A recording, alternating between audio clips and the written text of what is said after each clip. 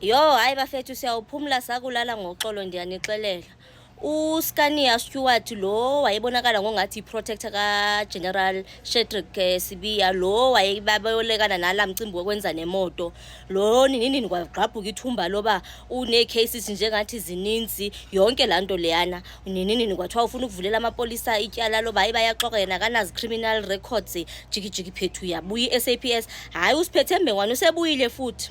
Vuke kwabafileyo unezitsholo ke ngokungathi in fact unecase akaseyivulele uDelin James plus uGeneral Nhlanhla Mkhwanazi wethu sithi ke phofu ubavulela ityala le defamation. So nje seyikhona nje into engathi njalo. Hayi ke ngapha noma lema kasiyekanga ebebusy no Clement Manyathela interviewer ke apho sazama ukuclarify lanto engaclarifyeki incam phansi kwalandlela akaphendula ngayo. Usafuna nje ukuhlala kulanto singabe sithi nje enyaleni lalanto into ba yena yilili helele. Hayi akaphelela ngapho ke ngoku kwakhona nakabaxelela into ba uyababona nje ngosebekwazi into ba bazidilikele nje bazehlele nje kuye bathethe onothanda ukuthi yena wabathi qhewu ngisandle bakhaphe basa esibhedlela into ba bayokwenza i-circumcision. Bangobani ke ngoku abakaseke badelela ngaleyo ndlela, because even if they did it then they were brothers. Into ba ufuna basithini ngalonto hayi andazi. Ukhona nje akathe nje wamthi qhewu ngesandla ukumkhapha esibhedlela into ba ayo circumcise njoba ngoseyikwazi into ba amdelele azithethele unothanda.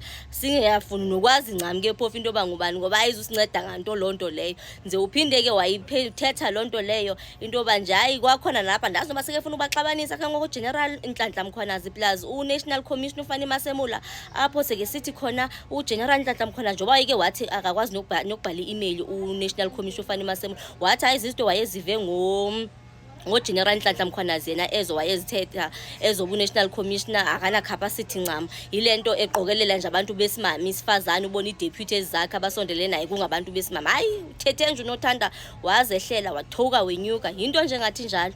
So enye ngapha ke siphethwe Mbengwana nango-witness D obeke appear ecourt. Phofu appear njalo ecourt unento ethi yena hayi akazani nezitsholo zoba ubulela uwitness D enye ngaphezulu kwa eligqwetha kadibana nalo uyaqala ukulibona ukuthi si pha ecourt akazi kwayena bu-instructwe ngibani uziswe ngibani lizo representa ngibani lo gqwetha. Hayi into nje ngathi njalo. Hey hayi sisengxakini bafowethu. Hayi ninzi nje ene xa bengarealize into ba sinento nje ezibalulekile esibhizi ngazo kumele siziqoshelise right now. Ngapha mele sibone ba uba ngaba bathi bazimisele suspend okanye uNational Commissioner since naye sike zafacana nomcimbi onokwenza ne-charges ezakwehlisa enyuko okanye kumankantolo ngaphi i-office kaloku akakwazi ukuyishiya i-vacant ngoba ngoku either bazafuna ukufaka umuntu wabo ozacinezelana no-General Nhlanhla Mkhwanazi if baye-renew i-contract yakhe okanye bangayi-renew nokuyi-renew if akakasayini. We are just praying to God into yoba kube kanti yonke lento igqabhuka yonke lento igqabhuka kube ukuthi beseke sayinile i-renewal contract yakhe ngoyo else uba ngaba i-office i-vacant nani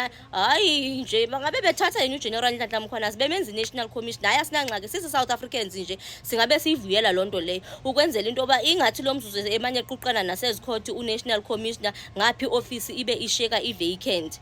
Because hey bafethu i-SAPS yethu security cluster sethu si under serious scrutiny right now.